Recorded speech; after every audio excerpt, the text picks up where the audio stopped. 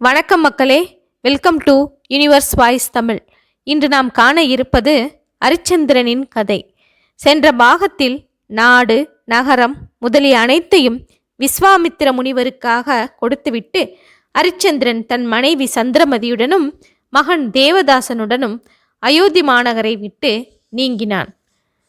அடுத்து அவன் கானகம் செல்லும் பாகத்தை பார்ப்போம். செல்லும் வழியில் கங்கை நதி தென்பட்டது. அரிச்சந்திரன், சந்திரமதி, தேவதாசன், அவனுடைய நெருங்கிய நண்பனான அமைச்சன் மற்றும் விஸ்வாமித்திர முனிவரால் உடன் அனுப்ப பெற்ற சுக்கிரன் எனப்படும் வேதியன் அனைவரும் கங்கை நதியில் நீராடினர்.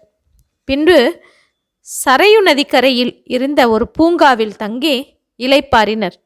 அந்த சமயத்தில் விஸ்வாமித்திர முனிவர் வேண்டுமென்றே அவர்களை பயமுறுத்துவதற்காக கொடிய புலிகளையும் சிங்கங்களையும் அந்த பூங்காவை சுற்றி சூழ்ந்து கொள்ளுமாறு ஆணையிட்டார். ஒரு சமயம் காட்டிற்கு வந்து தங்களை அம்பினால் தாக்கியதற்கு பழிவாங்கும் எண்ணத்துடன் அரிச்சந்திரனை சூழ்ந்து கொண்டதைப் போல அங்கு தோற்றமளித்தது. ஆனால் அரிச்சந்திரனோ சிறிதும் கலங்காமல் அவைகளின் எதிரே வந்து நின்றான். இதை ஞான திருஷ்டியின் மூலம் அறிந்து கொண்ட விஸ்வாமித்திர முனிவர், அரிச்சந்திரன் கொல்லப்பட்டு விட்டால் தன்னுடைய சபதம் நிறைவேறாது போய்விடும் என்றபடியால் மிருகங்களை திரும்ப அழைத்து கொண்டார். அதாவது மிருகங்களை அப்புறமாக செல்ல ஆணையிட்டார்.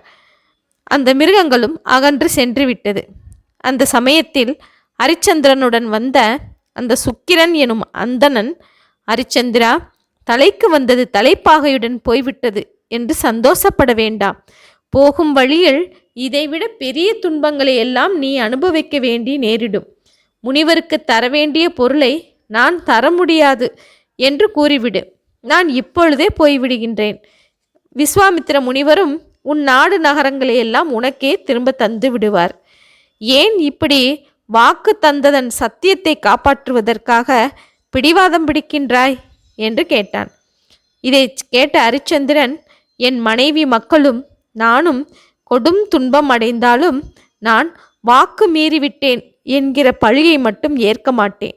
அதனால் நான் கஷ்டப்பட்டாலும் நான் சொன்ன சொல்லை நிறைவேற்றி காட்டுவேன் என்றான். கௌசிக முனிவரால் அரிச்சந்திரனுடன் அனுப்பப்பட்ட வேதியன் போகும் வழியெல்லாம் இடக்கு செய்து கொண்டே வந்தான். கால் நோகிறது என்று அடிக்கடி வழியில் தங்கிவிடுவான். அந்த சமயத்தில் எல்லாம் அரிச்சந்திரனை கண்டவாறு ஏசுவான். நானும் ஏன் உன்னுடன் வந்து துன்பப்பட வேண்டும்? முனிவருக்கு கொடுப்பதாக கூறிய பொருளை இப்பொழுதே கொடுத்துவிடு, நான் திரும்பி போய்விடுகின்றேன் என்று அடம்பிடிப்பான்.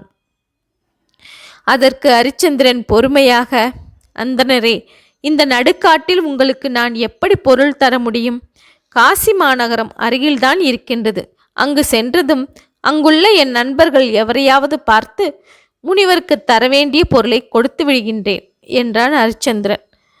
அந்த சுக்கிரன் முணுமுணுத்தபடியே அவர்களுடன் வந்து கொண்டிருந்தான். வழியில் பல காடு மலைகளையெல்லாம் கடந்து யமுனை நதிக்கரையை அடைந்தான். அங்கிருந்த ஒரு பூங்காவில் அன்றிரவு தங்கினார்கள்.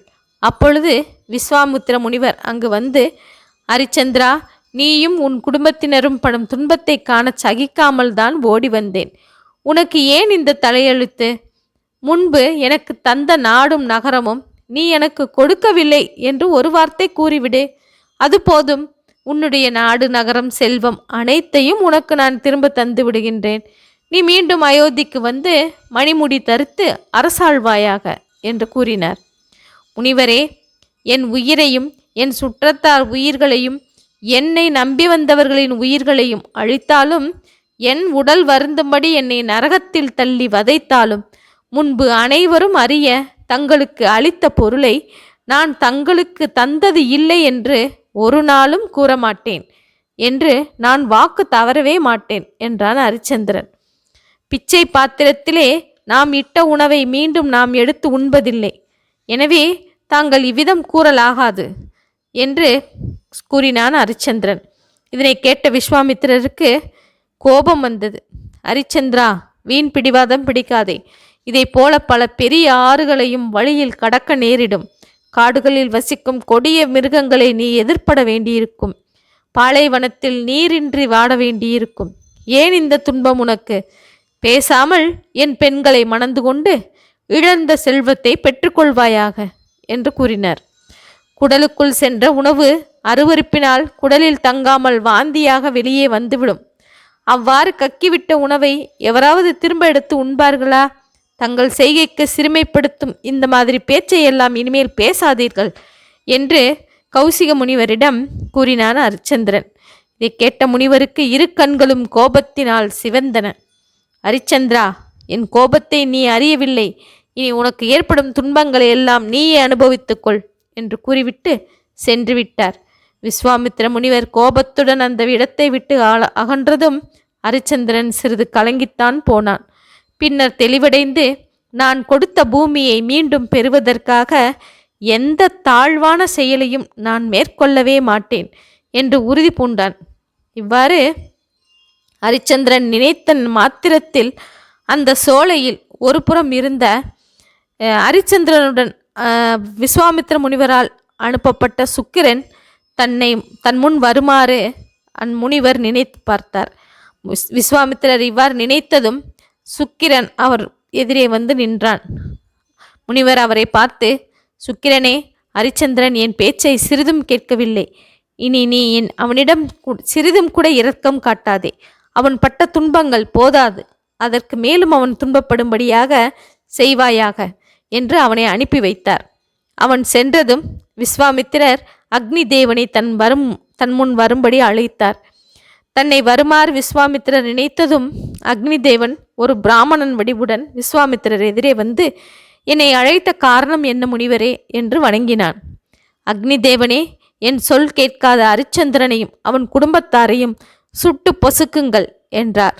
அதை கேட்ட அக்னி தேவன், முனிவரே, நற்பண்புள்ள அரிச்சந்திரனையும் கற்பின் வடிவாகிய சந்திரமதியையும் சுட்டு பொசுக்கும் அளவுக்கு என்னிடம் ஆற்றல் கிடையாது. எனினும் தாங்கள் சொல்வதை என்னால் மறுக்க முடியவில்லை. இதற்காக அவர்கள் வரும் வழியில் உள்ள காட்டை எரித்து அவர்களை வேண்டுமானால் தடுத்து நிறுத்துகின்றேன் என்றான் அக்னிதேவன். அப்பொழுது அரிச்சந்திரனும் மற்றவர்களும் யமுனை நதியை தாண்டி வந்து கொண்டிருந்தனர். வழியில் உள்ள மூங்கில் காடு ஒன்று தீப்பற்றி எரிந்து கரும் புகையும் நெருப்பு பொறிகளும் வருவதை கண்டனர். எதிரே தோன்றும் கரும்புகையின் காரணம் என்ன என்று அரிச்சந்திரன் ஆராய்ந்து கொண்டிருக்கும் பொழுது தீ ஜுவாலை வானத்திற்கும் பூமிக்குமாய் கொழுந்துவிட்டு எரிந்தது. 8 திசைகளிலும் சிறிதும் இடமின்றி அந்நெருப்பானது படர்ந்து சென்றது. இந்த கோரத்தீயை கண்ட அரிச்சந்திரன், இந்த தீ எப்படி ஏற்பட்டது என்று சுக்கிரனை கேட்க, சுக்கிரனோ, மன்னனே, அண்ட சராசரத்தை அழிக்கக்கூடிய இந்த கோரத்தீ அரச குலத்தில் உதித்த ஓர் உயிரை காவு கொண்டு விட்டால் அது அடங்கிவிடும் என்று கூறினான். இதை கேட்ட அரிச்சந்திரன், இந்த கொடிய தீனானது ஒருவர் உயிரை மட்டும் காவு கொண்டால் அது அடங்கிவிடும் என்றால் இந்த தீக்கு என்னை அர்ப்பணித்துக் கொள்கின்றேன். நீங்கள் அனைவரும் தப்பிச் செல்லுங்கள் என்று தன் கண்களில் நீர் வழிய மனைவியாகிய சந்திரமதியையும் மகனான தேவதாசனையும் உடனிருந்த அமைச்சரையும் நோக்கியவாறே ஜுவாலை விட்டு தீயாக எரியும் அந்த தீயில் குதிக்கச் சென்றான்.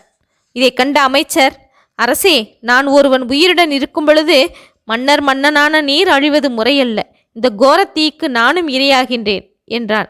சத்திய கீர்த்தியின் தியாக உணர்வை கண்ட அரிச்சந்திரன் அவனை பற்றி மார்புற தழுவிக்கொண்டு, அமைச்சரே, மன்னர் குலத்தில் உதித்த ஒருவருடைய உயிரை குடிக்காது இந்த தீ அடங்காது என்பதை நீர் கேட்டீரல்லவா? நீர் இறந்து பட்டாலும் ராஜகுலத்தில் உதித்த நான் இரையான பின்னரே இந்த தீ தனியும் போலும். நாம் இருவரும் இறந்த பின்னர் சந்திரமதியையும் தேவதாசனையும் பாதுகாப்பாக அழைத்துச் செல்ல துணையாக யார் உள்ளனர்? அதனால் நீங்கள் இந்த தவறை செய்யக்கூடாது என்று சொன்ன அரிச்சந்திரன் மீண்டும் தீயில் விழச் சென்றான். அவனை தடுத்த சந்திரமதி, நெறிவுடைய மாதர் தமது கணவருக்காக தங்கள் உயிரையும் அர்ப்பணிக்க துணிவர், அதுவே அவர்களுக்கு புகழ் என்று கூறி, நீர் மன்னனையும் என் மகனையும் காப்பீராக, அமைச்சரே, நான் தீக்குளிக்கின்றேன் என்று சொல்லி முன்னேறி தீயை நோக்கி சென்றாள். அந்த நேரம் அவளுடைய இளம் பாலகன் லோகிதாசன் பதறிப்போய், தாயே, என்ன காரியம் செய்ய துணிந்தீர்? என்னை நீர் பெற்றெடுத்தது உமக்கு ஏற்படும் துன்பத்தை நீக்குவதற்காக அல்லவா என்று தடுத்து நானே தீயில் இரையாகின்றேன் என்று சொன்னான். தனது மகனின் இம்மொழியை கேட்ட சந்திரமதி அவன் உடம்பை தடவி உச்சி மோந்து, கண்ணே, பாழ்மனம் மாறாத பாலகனாகிய உனக்கு இத்தகைய பாசமும் துணிவும் எங்கனம் ஏற்பட்டது என்று கூறி தனது கைகளால் அவனை அழைத்து கொண்டு அழுது கொண்டே, குழந்தாய், நாம் வஞ்சகம் செய்திருந்தால் இந்த தீ நம்மை கொல்லும், இன்றேல் இதனால் நம்மை கொல்ல முடியாது என்று கூறி, அக்னி பகவானே, நாங்கள் ஏதேனும் பழிபாவங்கள் செய்திருந்தால், ஏதாவது நெறிமுறை தவறி நடந்திருந்தாலும் எங்களை சுட்டெரிப்பாயாக என்று கூறி தீயில் பாய்ந்தாள். சந்திரமதியின் இந்த உரையை கேட்ட அக்னி பகவான் அஞ்சி நடுங்கி, வடவாக்கினியை விட வலிமை பெற்ற சந்திரமதியின் கற்பு தீயானது தன்னை சுட்டெரிக்கும் என அஞ்சி கதிரவனை கண்ட காரில் போல விலகி தணிந்தது. இங்கனம் மூங்கில் காட்டில் எழுந்த தீ அடங்கி அவ்வனம் எங்கும் நீர்த்தடாமமாகி அல்லி, தாமரை, நீலம் போன்ற மலர்கள் பூத்து பசுமை படர்ந்து காட்சி தந்தன. அதை கண்ட ஹரிச்சந்திரன் தனது மனைவி சந்திரமதியின் கற்பின் பெருமையை பலவாறு பாராட்டி மகிழ்ந்து அந்த வனத்தை கடந்து வாரணாசி எனும் காசி மாநகரின் எல்லையை அடைந்தனர். ஓகே மக்களே, இந்த கதையின் தொடர்ச்சியை அடுத்த காணொளியில் காணலாம். எனது யூனிவர்ஸ் வாய்ஸ் தமிழ் சேனலை சப்ஸ்கிரைப் செய்யாதவர்கள் சப்ஸ்கிரைப் செய்து கொள்ளுங்கள். ஷேர் செய்து மறக்காமல் லைக் செய்யுங்கள். நன்றி, வணக்கம்.